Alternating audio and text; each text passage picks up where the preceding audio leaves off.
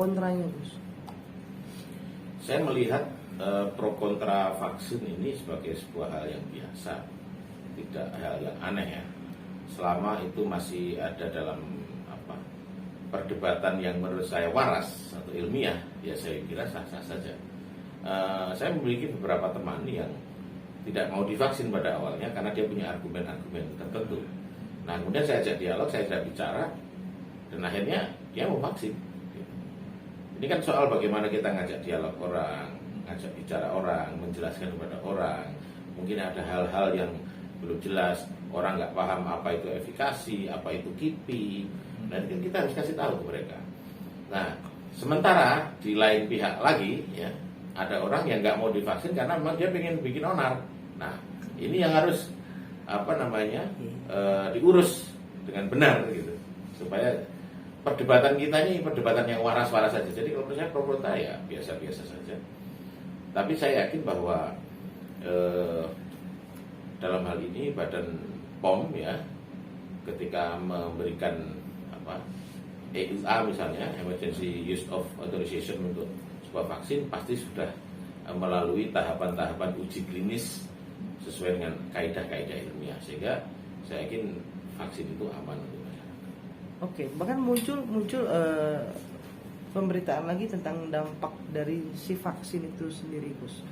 Bahkan juga tadi hari ini ada dari Denmark ya, yang efek dari vaksin AstraZeneca ini, Gus.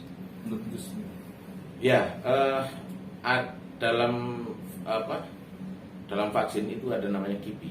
KIPI itu kejadian ikutan pasca imunisasi, atau kalau kita bahasanya efek samping lah kira-kira gitu.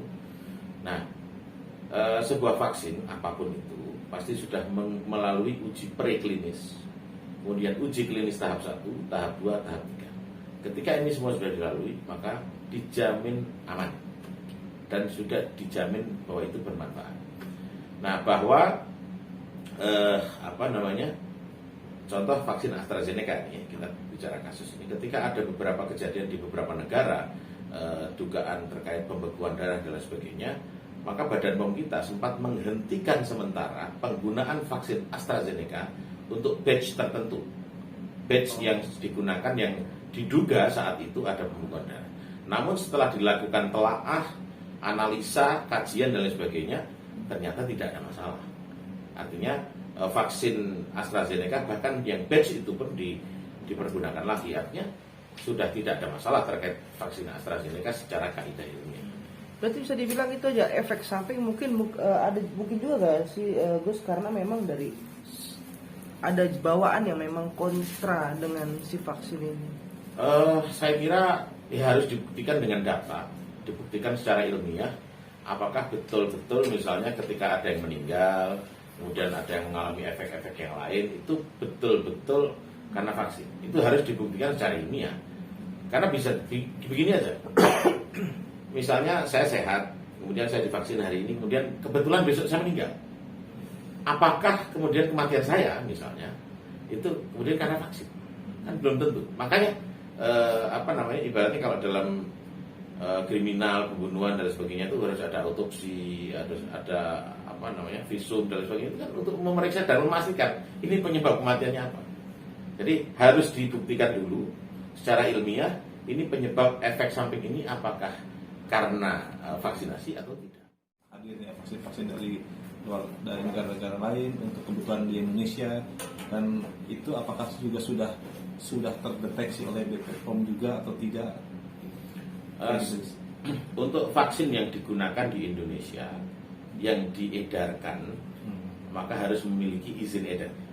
Dan satu-satunya yang bisa mengeluarkan izin edar hanya Badan POM. Dan sejauh ini ya, vaksin-vaksin entah itu vaksin yang hibah maupun yang vaksin impor dan beli, itu pasti melalui Badan POM. Harus memiliki izin edar yang namanya EUA, Emergency Use of Authorization, karena kalau tidak dalam kondisi darurat, izin vaksin ini bisa keluarnya lama sekali. Apakah itu juga disetujui oleh WHO gitu? Tentunya, karena kan semua vaksin itu kan yang akan diedarkan, yang akan diproduksi itu kan juga harus terdaftar juga di WHO. Jadi semuanya harus rekomendasi. iya. Ya Gus, ini kan ada Sinovac, AstraZeneca sama Sinovac. Sinovac yang baru. yang baru nih ya, Sinovac ini. 3 vaksin ini kan pasti sudah melalui uji klinis pastinya kan. Perbedaannya apa ya, Gus? Dan itu membuat masyarakat awam pun jadi bingung bacanya. Mungkin Gus bisa menjelaskan. Pertama kita bahas 2 saja yang sudah dipakai. Oke. Ya. Yang pertama adalah Sinovac, yang kedua adalah AstraZeneca. Nah, ini memang berbeda. Cara buat virusnya juga beda, dua vaksin ini. Cara buat vaksinnya berbeda ini, dua ini. Nah, yang pertama ingin saya sampaikan bahwa kedua-duanya aman. Itu udah pasti ya. Kedua-duanya aman. Cuma yang membedakan adalah kalau AstraZeneca itu efek sampingnya terlihat, sementara kalau Sinovac tidak terlalu terlihat. Contoh kalau AstraZeneca itu ada demam, ada pusing gitu dan sebagainya, sementara Sinovac tidak. Tapi kenapa orang lebih memilih AstraZeneca walaupun ada KIPI atau efek samping yang seperti itu? Kenapa orang memilih AstraZeneca? Karena AstraZeneca ini secara efikasi jauh lebih tinggi dibandingkan Sinovac. Jadi ada orang misalnya, loh ini AstraZeneca efikasinya tinggi, kenapa milih Sinovac? Mungkin dia milih Sinovac karena supaya nggak ada efek samping, tidak terlalu muncul efek samping. Ini soal pilihan saja. Tapi yang pasti kita ini mau dapat AstraZeneca, mau dapat Sinovac, dua-duanya aman, nggak ada masalah. Hanya efek sampingnya aja yang berbeda. Efek samping dan efikasinya yang berbeda. Efikasi yang berbeda. Berarti intinya sekali lagi dua-duanya aman, ya? Aman, dua-duanya. Soal kebutuhan vaksin di Indonesia itu seperti apa sih, Gus? Gambarannya kalau dari teman-teman di DPR itu, Gus? Nah, ini terkait kebutuhan vaksin ini yang menarik. Hari ini kan kita tahu bahwa stok vaksin kita tidak terlalu banyak, ya, masih terbatas.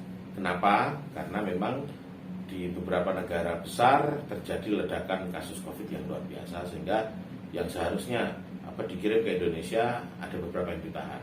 Sehingga hari ini memang kita ini berlomba-lomba mendapatkan vaksin. Namun sampai detik ini, alhamdulillah vaksin masih bisa tercukupi meskipun belum merata di seluruh Indonesia. Ini juga yang saya minta ke pemerintah untuk bagaimana bisa